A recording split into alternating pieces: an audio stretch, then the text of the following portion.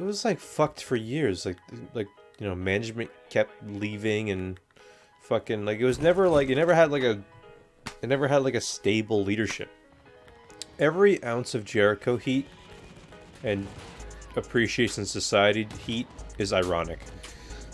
My only issue with this Bryan Danielson MJF stipulation is that it just seems like it's all set up so that Bryan Danielson can wrestle all these people.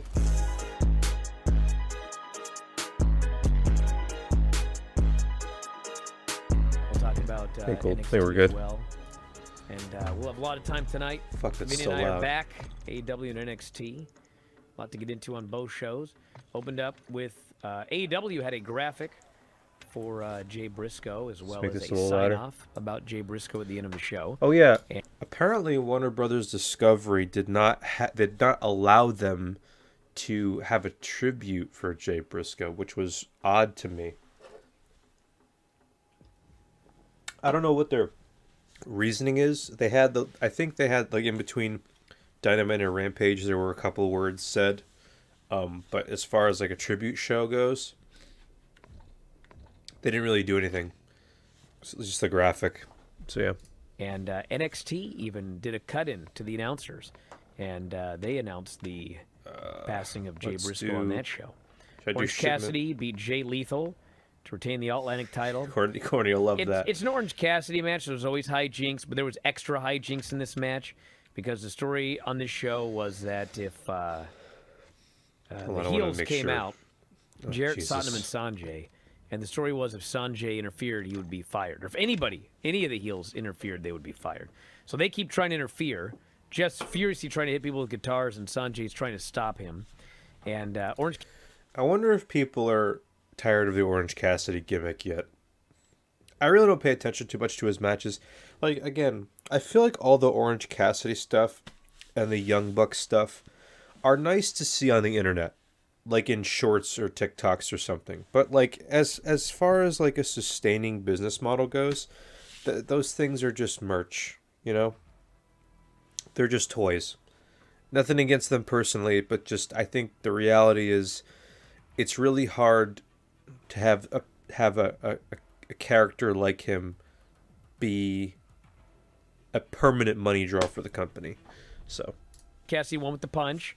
And then the heels hit the ring, and apparently they weren't allowed to touch him after the match either because Dutz tried to put a stop to it. Sorry. And finally, they bailed, and the best friends stood tall there at the end.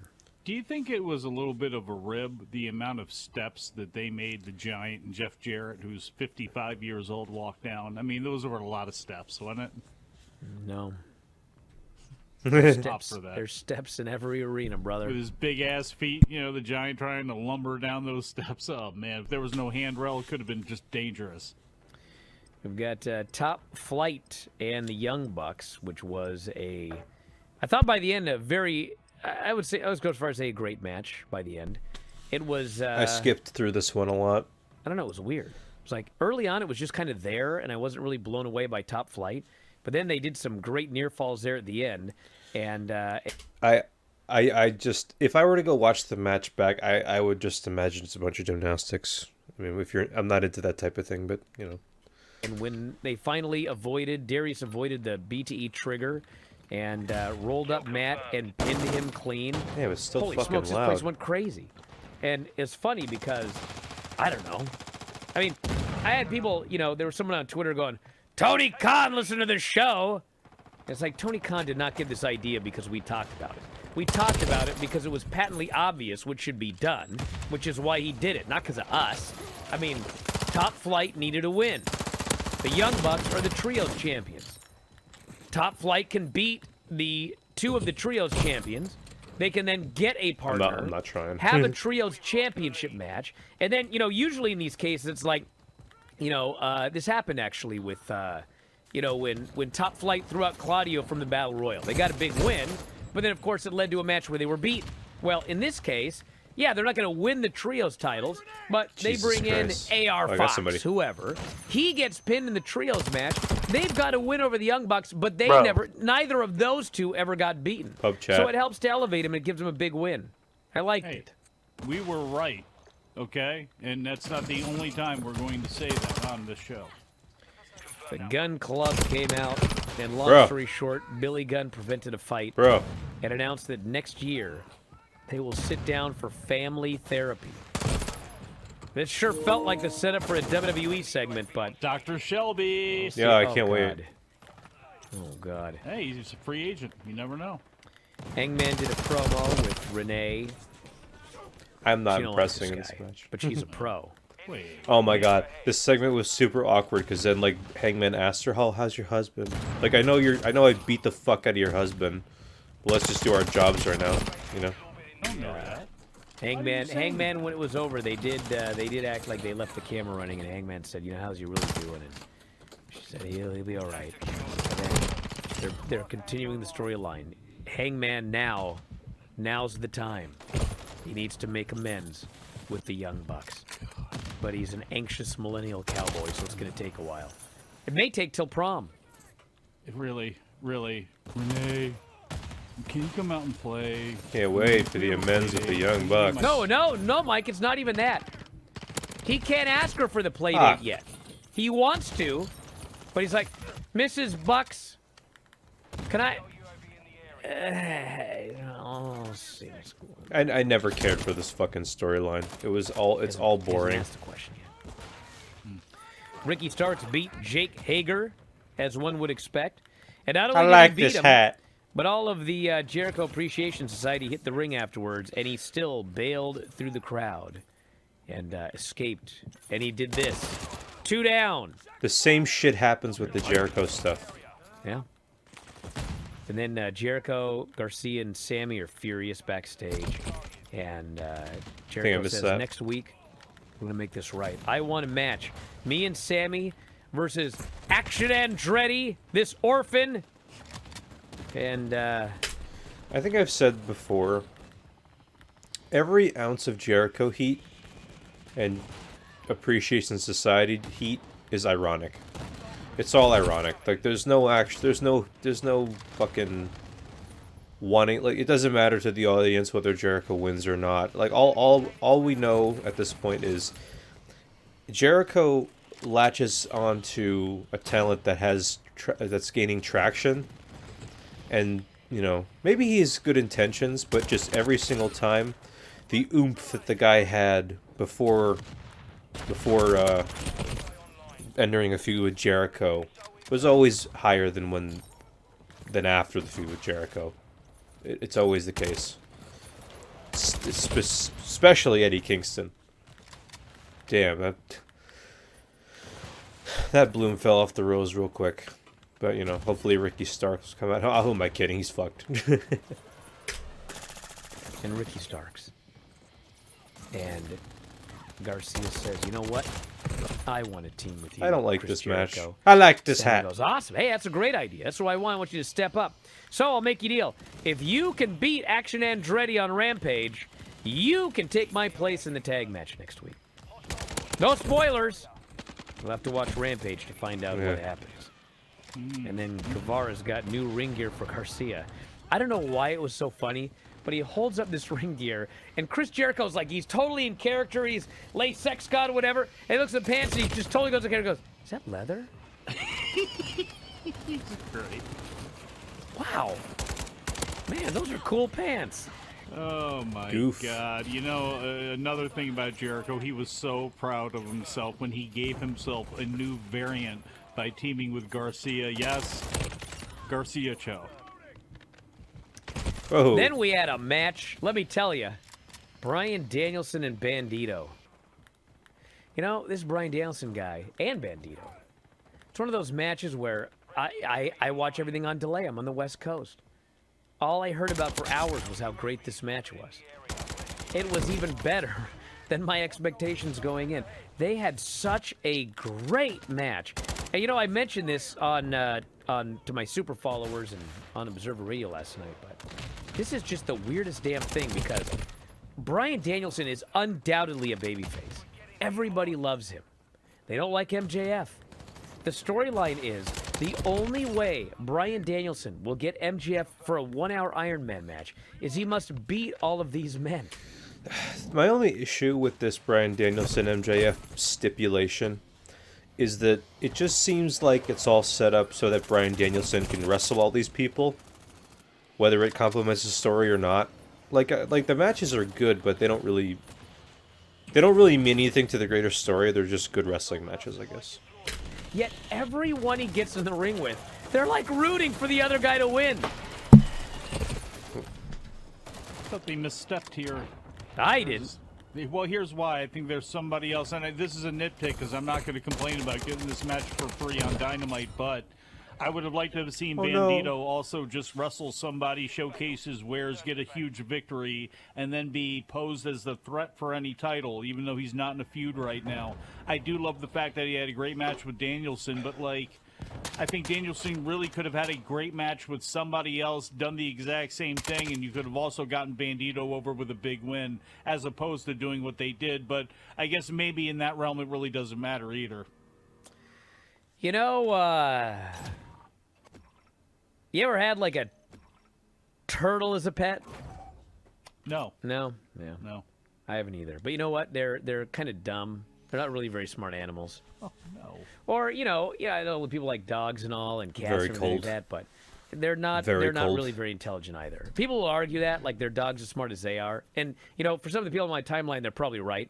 But anyway, you know, you see an animal do something dumb. And, you know, it's just like, this poor stupid animal, you know, whatever. Like, you can go online and Google, like, silly things cats do.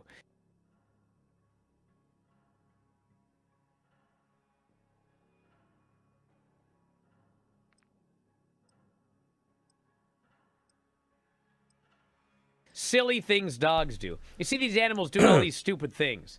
And what do? You like laugh. You know, God, look at that dumb dog. What a stupid cat. That cat thought it fell in the water or whatever. Embassy. So anyway, you don't get mad at the animal. You don't get mad at the dog, right? You don't get mad at the cat. Well, I bring this up because I don't get mad at a lot of the fans on my timeline. Okay? Use the fucking They're chatty. like turtles. Which probably it's probably Bully Ray is you know, trending. I feel Did he bad say I said something that stupid? about turtles. Hang on. Did you say something stupid? Oh, okay. The poor turtles.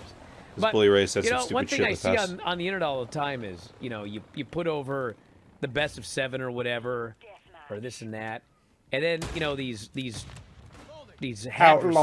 peanut-sized brained hadrosaurs on the timeline are like, oh well, of course you like it. It's all moves. Or they'll go, was there any wrestling? Because, you know, they think that, like, these guys, they only do moves. True. Most of the You guys time. just listened to Observer Radio last night? And listen, and it's like 1:25 a.m. I'm so tired. And Dave has to start going on and on about how, you know why I like this match? You know why Dave liked the match last night? Why? Well, because a lot of Bandito's matches are nothing but moves. And goddamn, this one was so much better because it wasn't just a bunch of moves. It was like they told a story, and they went back and forth, and they did this and that, and they did less moves.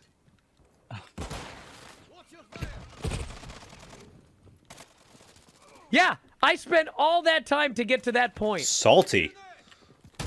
and I don't care. Whoa. But you know what this match wasn't? It wasn't just a bunch of moves. It was two awesome pro wrestlers having an awesome pro wrestling match with. Any match with Bryan Danielson never does a move match. He's a very technical wrestler. He's a wrestler in the most raw sense of the word. Fuck you. It did have moves, but also storytelling, and there was a point to the moves. Oh, I love getting yelled and at they by did this Bryan. move for that reason, that counter for that reason. Whoa. God, it's almost like they know what they're doing. Was there a reason for your voice modulation there? Yes, thank you for Who asking. fired Because it's That was my not back question. yet. Who fired you up? And then MJF comes on screen, Oh. and he does a promo. Because apparently, this poor bloke's been on the board. Don't do that, Max. Don't go on our board. No. But anyway, he says, I've heard all the criticism from these fans, these fickle fans. Now they think I don't deserve to be here. Well, you know, yes, there has been a fair amount of frivolity of late, but you know what? It's been my mask. And that mask is slipping. You don't want to see me when this mask slips off. Yeah, we So saw he's you run away. Shifting. Let's see. Switching He's trying to move guns. away, clearly, from this Tough guy. this running away character. Spawns. Yeah. And then he Embassy. meets with Brian Cage Hate. and he goes, I got this money. Yeah. See? This I didn't get. He goes, I got more money in this envelope than Brian Cage and Prince Nana I've ever seen in real life. It's yours. I Hold don't care on. if you win next week against Danielson. I don't care if you lose, but you have to break his arm. But then he gives him the money. Bro, I know you got a lot of money and all, but you don't give him the money until after the arm's broken. They're going to be out there in Vegas True. you know, Plot hole. living it up, and Brian Danielson's going to have 2 arms. Yeah. Tony Storm beat Willow Nightingale. Fuck The this gist of this map, is bro. Tony Storm and Saraya are now heels. They are ex-WWE wrestlers who think these AEW stars are in the bubble and have never done nothing, and they're heels. And it's going to be, it appears, because they've dropped this is like almost like WWE branding. I've heard the term homegrown talent so many times that clearly we're building towards homegrown talent versus the ex-WWE stars, which is interesting because that would mean that if Mercedes ever does show up, she's showing up as a heel. And I have no inside information, okay? But, you know, a lot of fans are looking at this going, blood and guts. And they've never done a female blood and guts, right? I don't think they ever have. No. And this sure would be the way to do it, if that's what you're going to do. Hey, we were. Debuting Mercedes Moné as a heel. I don't know how I feel about that. There's not going to be any heat. None. And the blood and guts matches have not been anything to write home about. Can I get a kill, please? Thank you. Okay, not gonna pause. Right. This is the smart thing to do with having those outsiders. Also smart to add Ruby. And then the main event was Darby Allin Kushida. And I don't see this doing like Although, particularly well. you know what? It was smart turning Saraya and Storm heels. I feel like that wasn't the original plan. After they stabbed Sheeta in the back, they did. Like I feel like somebody intervened there. It's like, guys, you can't have Sheeta be the heel here because she's the one who was slighted by you two. You know. So yeah. Well in the quarters, but man, what a great match it was. Kushida looked awesome. Darby's great. They had a fun match built around the arm. Darby finally beat him. They shook hands. That was it. Oof, man, it's been utter This, carnage Halo dev across stuff. the entire games industry when it comes to layoffs. Amidst this economic recession, we have been seeing more and more corporations This match just ended. prioritize their Fuck this profit map. margins over the lives of the human beings who depend on their jobs. And among the most severe cases of this is Microsoft recently having laid off 10,000 employees. Remember how big of a deal it was when 4 years ago Activision Blizzard laid off roughly 800 people amidst record revenue year? Well, that pales in comparison to Microsoft's mass layoff. Reported yesterday on January 18th, the bullet points here read, Microsoft said it's letting go of 10,000 employees as the software maker braces for slower revenue growth, and in October, Microsoft called for the slowest... Now, I think I want to be. I don't know if YongYea is going to clarify this. I think the 10,000 people were.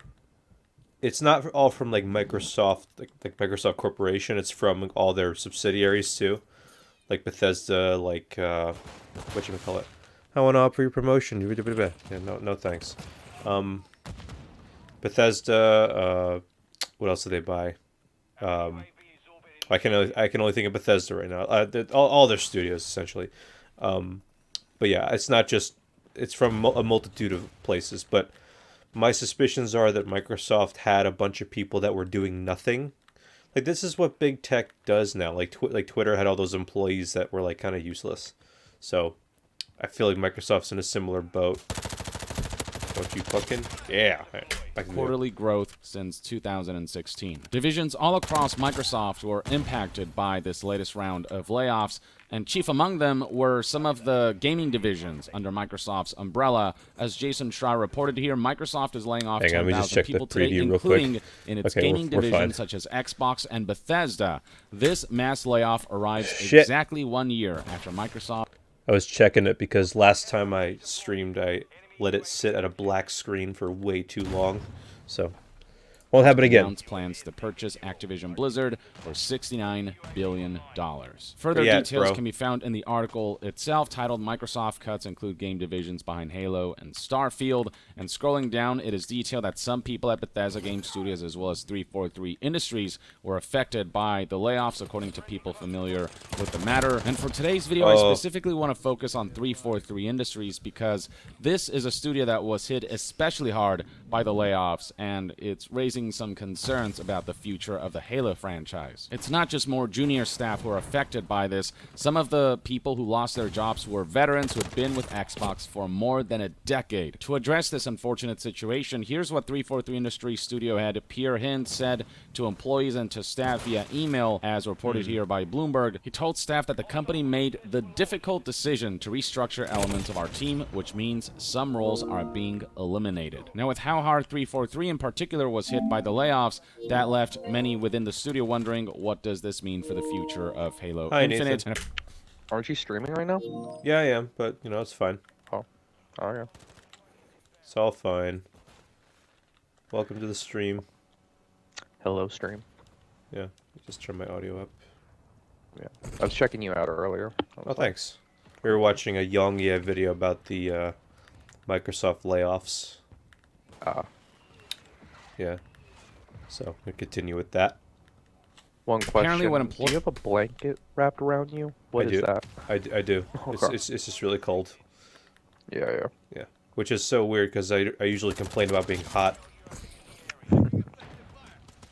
Employees were told is that the studio would continue supporting Halo Infinite's multiplayer and live service elements. It's a shame that this is happening during a time when Halo Infinite seems to be back on the rise with the launch of the Forge mode, through which we've seen tons of amazing user-created content populate the game, and that has re-engaged people back into Halo Infinite after a tumultuous launch period. It sucks that this is happening just as Halo Infinite seems to be catching some momentum again.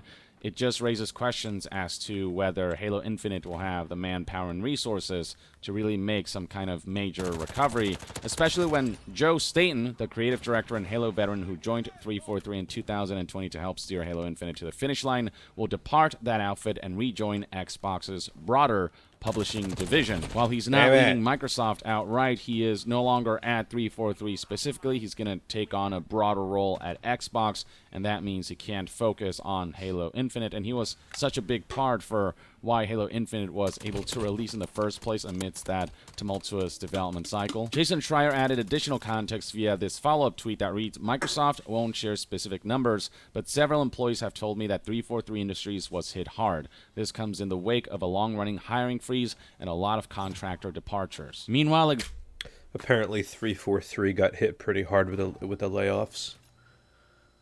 Oh shit, really? Why? Why are they laying off people? They laid off like 10,000 people, but 343 was hit like particularly like hard, like restructuring. So Halo Infinite's gonna suffer even more now. I'm on COD. Do you want to join? I'm eating right now, so. Oh, what you eating? Yeah, well, I just had some KD with chicken, so I'm actually having Ben & Jerry's for dessert. I haven't had that's Ben good. & Jerry's in a long time, so yeah. Oh, that's good. I can react to my video. Nice. Yeah, so I'll Win-win. be muted, so you That's can fine. Yeah. continue doing your stream. Thanks. executives are being paid ridiculous sums of money, receiving dozens of millions of dollars worth of compensation. Right here, Jason Schreier made it a point to highlight that Microsoft CEO Satya Nadella made $54.95 million in total compensation last year. Now, going back to Joseph Staten, a number of outlets made it a point to highlight the important role that he played for Halo Infinite and previous Halo entries. So this Video Games Chronicle article, for example, noted that Joseph Staten previously worked on the very first Halo titles, among the more renowned Halo titles in the series, mostly focusing on story and characters. Staten was made project lead for Halo Infinite's campaign mode. And then Gene Park from the Washington Post provided additional background background about Joseph Staten, stating that Staten was the lead writer of the original Halo games under Bungie, which are all actually cherished. He made a lot of changes to Infinite that were welcome. He was very much a positive force for 343 Industries and one of the last bastions of the IP, which he was there for since the beginning. And now with him gone, you know, that's going to definitely be a significant blow to the Halo franchise. Specifically, I think Staten's departure marks the end of additional support for the game's campaign mode, which Staten was made project lead of. That seems doubly likely when you consider that when Pierre Hintz talked to staff about how we're going to move forward with Halo Infinite, he specifically mentioned that they're going to continue support for Halo Infinite's multiplayer and live service elements, but there's no mention here about additional support for the game's campaign. Which really sucks because I really do feel like Halo Infinite's open world campaign has a ton of potential for further expansion. There's a co-op mode that never... I wonder what percentage that cuts the team by. Because I know they had, like... How many employees does this 343 have?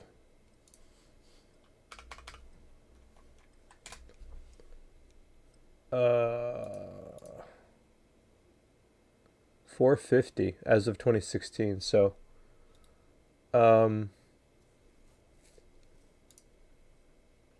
How many people?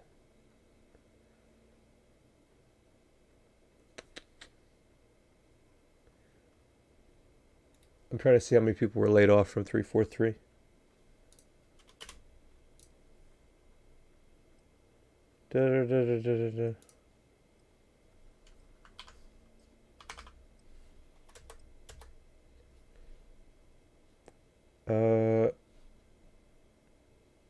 I can't find a number, but it's supposed to be significant. Never really came to light. That was canceled last minute, even though there is a co-op mode in the game that data miners found that works well enough as it is that they could have finished. Enjoyers of Halo campaigns, I think, were really done dirty with Halo Infinite. Gene Park does try... It's so amazing how people find shit in the game that works, but they can't patch it in so everybody can play it. I just don't understand that. Sprinkle in some optimism by pointing out that the new studio boss, Pierre Hintz, was part of the Master Chief Collection turnaround. That was a collection that had a very rough launch, but is now universally beloved. That goes without saying. So maybe Pierre can steer the ship in the right direction, but it doesn't change the fact that all of this is definitely going to have a negative impact on morale at the studio, and ultimately, valuable talent was lost. Others who lost their job include Christopher Blom, who, according to LinkedIn, was the design lead for a number of years and has been with 343 Industries since 2012 for over a decade, but that unfortunately didn't make him immune to Microsoft's layoff crosshairs. And it goes without saying that people within 343 Industries are heartbroken by these latest developments, and some developers have taken to speaking out about just the piss-poor leadership that they saw working at 343 Industries. Gene Park spotlighted Patrick Wren's tweet here, who was the former Halo senior multiplayer designer. Here's what Patrick Wren had to say about this whole situation. Had some pretty scathing and blunt words to share. The layoffs at 343 shouldn't have happened, and Halo Infinite should be in a better state. The reason for both of those things is incompetent leadership up top during Halo Infinite development, causing massive stress on those working hard to make Halo the best it can be. Poor leadership ultimately being responsible for the failure of a major project should come as no surprise, even though the tendency for corporations is to try to shift the blame and onus of a project's failure to employees and staff who did their best and worked the hardest they could under the piss-poor conditions that they were given. The fact of the matter is that more often than not, it tends to be that poor leadership steered the ship astray and led to disastrous results. And you can see right here that a former senior developer at 343 Industries had no reservations about spotlighting this, about making sure that people know that poor leadership was to blame for it. Yeah, I don't think the games industry has a union either, so they could just sort of just fire you without, and then you'll find out on Twitter about shit that's happening. Halo Infinite's failure, and not the lack of talent within 343 Industries or the lack of working hard enough. It was just a poorly managed project. Patrick Wren proceeded to add that the people I worked every day with were passionate about Halo and wanted to make something great for the fans. They helped push for a better Halo and got laid off for it. Developers still there are working hard on that dream. Look at Forge. Be kind to them during this awful time. It's too early to say that this is going to mark the death of Halo. We'll see how things continue to develop for the game in the coming weeks, months, and years, even with this sort of diminished team with talent that has been stripped away. But certainly this is not going to be positively impactful. And apparently Patrick Wren is not alone in having these sentiments. Jason Schreier reports via this tweet that these strong public words mirror what he's heard from many other Halo developers. Other problems, as we have reported, included the tools and a heavy reliance on contractors who had to be let go after 18 months. An aspect that Patrick Wren also complains about when another former developer who worked on Halo Infinite tweeted, "Don't forget the heavy reliance on contractors/vendors and that messed up system. Though I know that's more Microsoft, I would have loved to stay on the team if I could have and worked my way up. Still one of my favorite jobs I have been at." Patrick Wren responded with, "Oh man, the contract stuff is a whole other can of worms that pisses me off. So many amazing people and talent that just disappeared." Former developer for Halo Infinite, Nick, has no problem calling out Microsoft specifically, and below you'll find that a number of developers have responded by agreeing, saying, "Yup." Another developer who's not afraid to call out Microsoft is Tyler Owens here, who worked at 343 Industries during the Halo 5 era. He said, "As a Halo fan, I'm really tired of Microsoft business practices and policies." I just want to point out this guy's name is Mr. Pong Linus. Who else is here? IP and pools. Suck dupe is me. Uno Bongo. Three-way Baker. As rest are lame. Slowly killing the thing I love. Between the contracting policies they abuse for tax incentives and layoffs in the face of gigantic profit/executive bonuses, they set up Halo for failure. Many developers are just getting fed up with corporate bullshit. Tyler Owens straight up just says, "I really don't care if I should be saying this or not publicly anymore. Screw it. I'm done just kind of being silent and watching all of this unfold and not being able to say anything about it." Developers are becoming less and less afraid to speak out, especially after how in recent years, after developers spoke out, tangible changes have happened. We've seen more unionization happen, so on and so forth. Now, there are those at 343 Industries who've been lucky enough to dodge the Microsoft bullet. Alex Wakeford here, who is a community writer at 343 Industries, tweeted, "Appreciate the concerned messages I've been receiving. I'm still at 343, but many incredible people are not. People who I was in work calls with, as usual, not knowing it was their last one before the news hit. Those folks have contributed more to Halo than many will ever know." Now, this Twitter user I don't believe is related to Halo or 343. He's an official artist for Magic and Dungeons & Dragons and whatnot, but he did comment on the recent situation, saying that Microsoft laying off 10,000 people while investing $10 billion in OpenAI is a major road sign for where we are headed. With Microsoft's investment in AI also being something that Bloomberg briefly highlighted in their article covering the layoffs, Microsoft said that despite the mass layoffs, they still plan to hire people in strategic, competitive areas such as artificial intelligence. The goal being to make the workforce leaner by having artificial intelligence software take over what human beings can do. Here's a 2D artist who responded to Tyler Walpole's tweet about the recent layoffs by noting how scary it is the way Microsoft is investing so much in AI. Microsoft diving headfirst into the AI game is scary as hell to look at. They've already implemented an AI generator in their graphic design software, and it almost made me not want to use Windows anymore from the rage I felt. Tyler responded by speculating that AI is going to replace most white-collar jobs in very short order. It seems that's certainly a possibility. That's certainly a future that corporations would welcome. The more automated things can be, the less people they have to hire, the less they have to deal with human beings and their desire to be treated as human beings rather than as tools to be discarded and exploited. The less corporations have to spend and the more control they can exert over the way their company runs. And keep in mind that as far as 343 specifically is concerned, this also comes after a number of major senior departures. As Video Games Chronicle reported in a series of articles back in December of 2022, Halo Infinite's multiplayer director Tom French quit 343.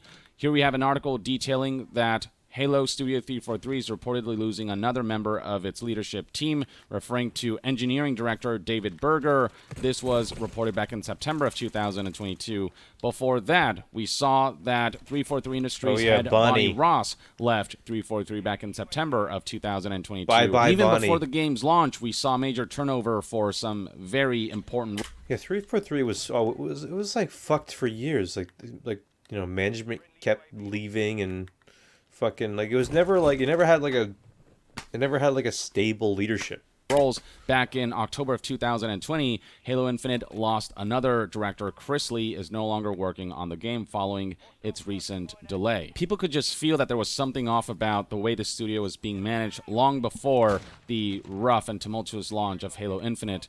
And now, following the game's launch, not only are we seeing that continue, but Microsoft's own mismanagement has led to talented and important key players in 343 getting the boot. And given that all this is happening during a low point in the Halo series, and sure, Forge helped spruce things up a bit, but we're far from Halo Infinite reaching its maximum potential.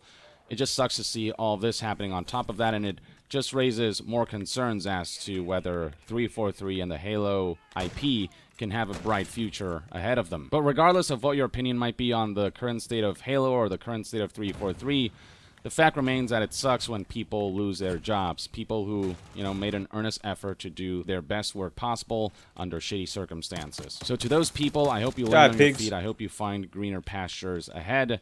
And for the people who are still at 343 Industries, hopefully this is something that the studio can rebound from. And, we don't want to lose the Halo IP. We really want to see it return gloriously in the future. So hopefully that's something that can happen. Only time will tell what the future will look like for 343 and Halo Infinite. In the meantime, though, let me know in the comments below what your thoughts and opinions are. I'll tell you right now. So, yeah. I agree with everything you said. I wish I had more to add on this one, but it just seems like Microsoft as a company in gaming, I don't know what it is. Just like we just had the guy, the head of what's the developer of the new Fable and Forza Horizon? Is it Compulsion or Motive? I think it's Compulsion. I'll put it up on the screen. We just had the leader of that studio step down. So just Microsoft leadership of the Microsoft leadership of these studios. Like it's always been like it's never been stable. Like it never had like a leader stick to the very end, and they always put out mediocre products too. Like they don't have the like they want high review scores, what they want, right? And Sony has a lot of those, and they tie them. I guess they tie themselves into knots trying to like replicate that, but you can't stop people from quitting, So. Yeah, fuck it. I'll tell this. I'll tell this. Yeah, sure. I'll tell this. Okay, so I was at the gym, right, running off my fat ass, and Aaron, I don't know if you heard this story. Did you hear it? Wow, way to fat shame. I was like, you can't be fat shame against yourself. It doesn't work like that. But I was on the treadmill, and there was a woman next to me who I think was, on the spectrum. I don't know. But she was hooting like an owl next to me and making these very aggressive hand gestures, and it kind of made me nervous, but it was also kind of funny. I hate that I made you nervous. You think she was gonna stab you or something? I don't know. Just I felt like one of the gestures was gonna be like a vicious, like a fucking drop kick or something. I don't know. I show speed. She just gonna drop kick you off. Randomly drop kick my gut. It was amusing. Like every so often I hear whoo whoo whoo. Hi, I'm Alex, also known as CarnageTalks. Thank you so much for sticking around to the end of the video. Please remember to hit subscribe and follow me on all my socials. There'll be a link in the description, including Twitch. I'll be streaming there every Thursday at 9 o'clock. Also, please remember to leave a comment. I'm always looking for constructive criticism on these videos and what I can do better. So thank you so much. Have a good one.